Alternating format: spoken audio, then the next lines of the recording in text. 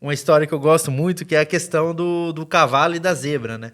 Então, se tu tá trancado dentro de casa, quando tu escuta um trote lá fora, vai no cavalo primeiro, antes de ir na zebra, né? Você Isso. pode acertar, pode ter a chance de acertar muito mais, porque dificilmente você vai ver uma zebra por aí. Você pode ver, com certeza, né?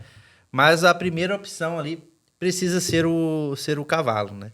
Professora, como que você vê no futuro? Pensando aí nessas questões de diagnóstico, e a gente sabe que a gente está num mundo muito acelerado, onde as coisas estão acontecendo muito rápido, e nessa parte de diagnóstico, na parte veterinária, não pode ficar para trás, né? Como que você vê esses avanços tecnológicos, né, quando a gente fala em diagnóstico rápido, preciso e acessível para a equipe técnica a campo, para a equipe veterinária, como que você vê essa evolução?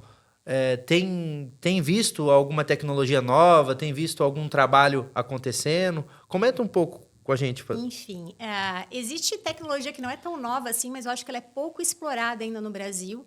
E eu comento sempre com os meus alunos, né, tanto da graduação quanto da pós-graduação, que é o fluido oral. A gente não tem o hábito no Brasil de utilizar o fluido oral. E é uma técnica amplamente utilizada tanto na Europa quanto na América do Norte para diagnóstico, tanto de agentes infecciosos diretos, né, sejam virais ou bacterianos, como para dosagens sorológicas, e que facilitam demais a vida do veterinário a campo, né? Que toda aquela parte de coleta, manejo, às vezes de sangue, coleta de amostra, que é super difícil e exige um pessoal, né, deslocamento de pessoas, de tempo, altamente dispendioso, podem ser feitos rapidamente a campo com a utilização, por exemplo, de fluido oral. Então, não é uma técnica nova, mas eu acho que ela é pouco explorada ainda a nível brasileiro. Eu acho que os laboratórios diagnósticos eles deveriam dar mais atenção para o fluido oral.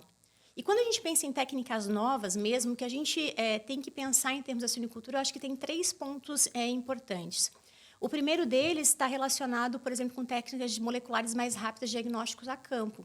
A gente tem em pequenos animais esses testes rápidos que são utilizados frequentemente em clínica veterinária, né?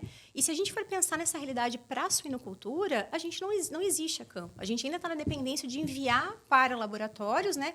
E ter esse resultado a posteriori. Então, acho que é um sistema de investigação e um caminho que tem que ser seguido pelos laboratórios ou pelas tecnologias para investir nesses testes mais rápidos, moleculares e de detecção direta de agentes a campo. Segunda forma e segunda estratégia que eu vejo está relacionado com o sequenciamento. A gente ainda tem muita dificuldade, é muito caro fazer sequenciamento de agentes infecciosos, sejam bacterianos ou virais, tá certo? E a gente sabe que o sequenciamento ele pode dar um norte muito grande para mapeamento de doenças emergentes, origem de agentes infecciosos dentro do rebanho e até mesmo para a presença de genes de resistência a antibióticos, por exemplo, tá certo? Então, eu acho que a facilitar essas técnicas de sequenciamento no futuro, deixá-las mais baratas, elas podem dar respostas bastante efetivas e bastante interessantes para campo. E, por fim, talvez um mundo mais utópico, tá certo? O que eu penso é que a gente tem que utilizar essas novas ferramentas, né, de inteligência artificial a nosso favor. A gente já tem, né, em dados, né, em países como China, enfim, com aqueles prédios com suínos todos monitorados, mas a inteligência artificial trabalhando com imagens, monitoramento de sinal clínico, acompanhamento constante de dados zootécnicos desses animais, tá certo? Associar informações de consumo, associar informações de lesões que se observa. Então, um sistema de inteligência artificial que cruza essas informações e muitas vezes elas já te predizem com bastante antecedência quando as coisas começam a ir mal. Então, talvez a gente utilizar a inteligência artificial não só para brincar no chat GPT, mas brincando, né? A gente ser mais efetivo no diagnóstico, a gente consiga grandes ferramentas no futuro e uma forma interessante de explorar esse diagnóstico mais efetivamente dentro da suíno.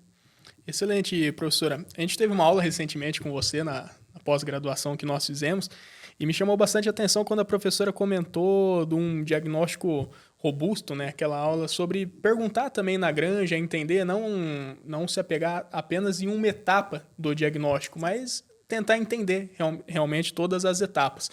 Eu queria ouvir da professora, depois que a gente tem o laudo em mãos, também ainda vale a pena a gente ir com ele para a granja e tentar entender, fazer uma junção de todos aqueles dados que nós juntamos durante o processo, junto com o laudo ali, sem ignorar o contexto da granja também. Qual que é a importância disso, junto com os desafios que nós vemos ali e como criar planos de ação para conseguir realmente colocar em prática e não apenas ficar apagando fogo, né? A gente conseguir elaborar medidas para agir profilaticamente. Sensacional. Bom, o laudo é uma peça do quebra-cabeça, tá certo? A gente não tem que ter o laudo como a tábua de salvação, o resultado de todos os nossos problemas. Ele é uma peça do quebra-cabeça, ele vai fazer parte de um contexto. E esse contexto tem que ser analisado. Faz sentido com o que eu vi na necrópsia, esse resultado? Faz sentido o que está acontecendo a nível de plantel com os meus animais?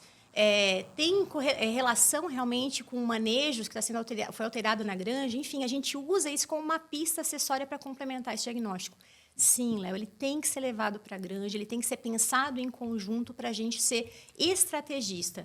A partir dessa informação do laudo, a gente consegue muitas vezes mapear se realmente aquele agente infeccioso tem relevância para aquela granja. Eu comentei nessa aula da pós-graduação, e vocês devem lembrar muito bem, que está relacionado a doença, infecção não quer dizer doença. A presença de agentes infecciosos no animal não está relacionado com doença. A gente tem uma série de agentes infecciosos em suínos que podem potencialmente causar doenças. Mas detectar essa bactéria ou esse vírus no animal não quer dizer que o animal vá ter a doença ou que ele está doente naquele momento, tá certo? São as famosas bactérias saprófitas, né? Aquelas que estão presentes no organismo, como, por exemplo, o próprio Streptococcus. O Streptococcus é uma bactéria que está lá, e o suíno tem que ter o Streptococcus para formular uma resposta imunológica, tá certo? Então, essa interpretação ela é muito importante, né? Então, a gente não pegar o laudo e falar é verdade absoluta, é utilizar ele como uma ferramenta, como um conjunto final para conseguir ser efetivo na minha resposta, para não ficar apagando os incêndios todas as horas, né? Toda hora. Excelente, porque muitas vezes a gente pega esse laudo e tá o nome da bactéria ali, cara, é esse o maior desafio que eu tenho na minha integração, na minha produção. Mas como a professora falou, é realmente juntar todas as peças do quebra-cabeça e aí chegar num diagnóstico preciso. Até um ponto importante, Leonardo, quando tu comenta isso daí, até quero ver a opinião da professora, porque muitas vezes a gente faz esse trabalho individual, né? Eu vou analisar um animal, vou fazer a necrópsia de um animal. Professora, quando a gente fala de um rebanho, né, de uma integração, qual que é o N esperado para que a gente consiga diagnosticar? Não, nós estamos realmente com esse problema dentro dessa integração. Comenta um pouco com a gente sobre essa situação, por gentileza. Muito bem, meninos. Quando a gente vai falar em N, isso é um ponto bastante discutível a campo, né? Porque o N ele vai diminuindo a partir do momento que o animal vai ficando maior dentro da cadeia produtiva e o valor dele econômico vai ficando mais robusto. Então, se a gente trabalhar, por exemplo, com N em maternidade, um N em creche, a gente consegue fazer 4, 5 necrópsias, até mais em maternidade. A gente vai trabalhar em porca, meu Deus, sacrificar 3 porcas, você vai ser execrado lá no meio da unidade produtiva. E a mesma coisa, terminação. Pega um animal ali naquela semana pré-abate, meu Deus, você vai eliminar um animal do plantel, você tem que ter muito, muito critério para eliminação desse agente. Então, o que a gente sempre estabelece?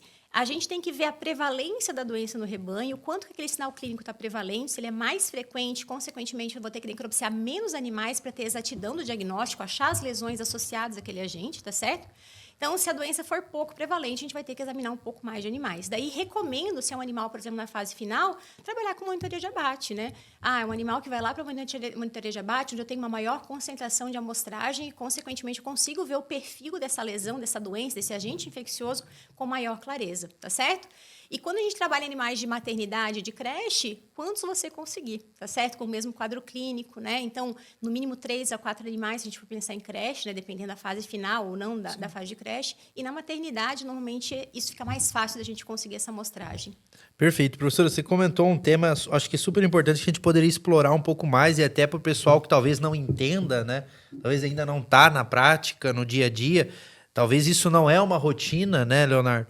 Professor, comenta um pouco para nós sobre essa questão monitoria de abate. Qual que é a importância de uma monitoria de abate e como que ela pode ajudar a gente chegar nesses diagnósticos minimizando o custo? Porque tu disse, né, às vezes eliminar um animal é custoso, mas uma monitoria de abate não tem custo nenhum. Então, como que você vê estrategicamente essa questão de monitoria de abate?